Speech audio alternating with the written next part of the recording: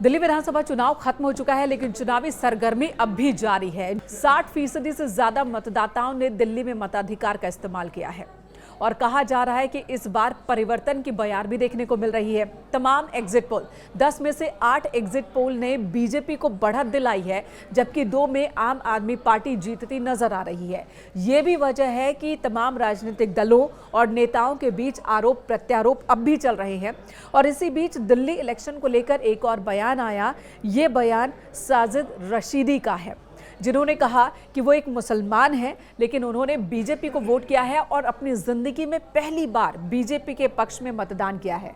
साथ ही रशीदी ये भी कह रहे हैं कि बीजेपी के पक्ष में गलत माहौल बनाने की कोशिश हमेशा विपक्ष की ओर से रही। मुसलमानों को डराया गया बीजेपी का नाम लेकर, और उस डर की जरूरत नहीं है। दोस्तों, मैंने वोट कर दिया है और मैंने ये वोट किसको किया है आपको सुनकर बड़ा आश्चर्य होगा। मैंने ये वोट भारतीय जनता पार्टी को किया है। ज़िंदगी में पहली बार मैंने भारतीय जनता पार्टी को वोट किया है। अब तक मुसलमानों पर एक एलिगेशन ये लगता रहा कि भारतीय जनता पार्टी को हराने के लिए मुसलमान वोट करता है, लेकिन ये मैंने वोट इसलिए किया आज बीजेपी को कि दिल्ली के अंदर बीजेपी जीते। नहीं तो इसमें क्या, कुछ मुस्लिम तो पहले भी वोट करते भाई। शाहनवाज क्या थे, मुसलमान ही थे, वो भी तो थे बीजेपी में।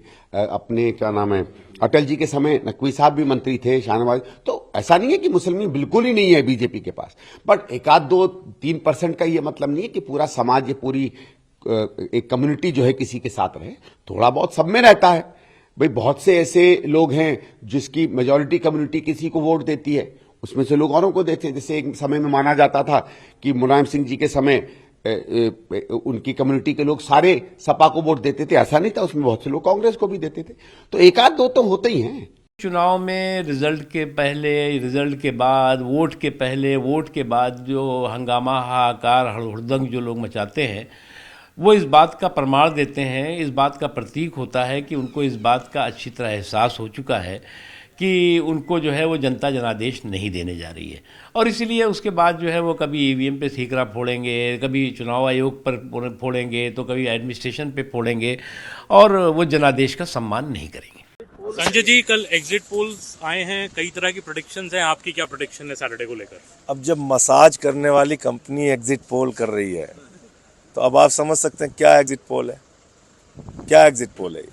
तो इसलिए मैं ये कह रहा हूँ कि उसमें कई तरह के आंकड़े आए हैं, और जिसमें कई एग्जिट पोल हैं जो 55 सीटें भी आम आदमी पार्टी को दिखा रहे हैं। मैं समझता हूँ कि 2/3 से ज़्यादा बहुमत आम आदमी पार्टी का आ रहा है। पर इसमें जो बीजेपी ने इस पर इलेक्शन कहते हैं बड़ी जोरदार तरीके से लड़ा, बड़ा अग्रेसिवली लड़ा, झुग्गियों में वोट, बात है कि शायद डिवाइड हुआ है। मुद्दे कहाँ थे उनके? आप बताइए, क्या उन्होंने एजुकेशन पे बात की, हेल्थ पे बात की, बिजली पे बात की, पानी पे बात की?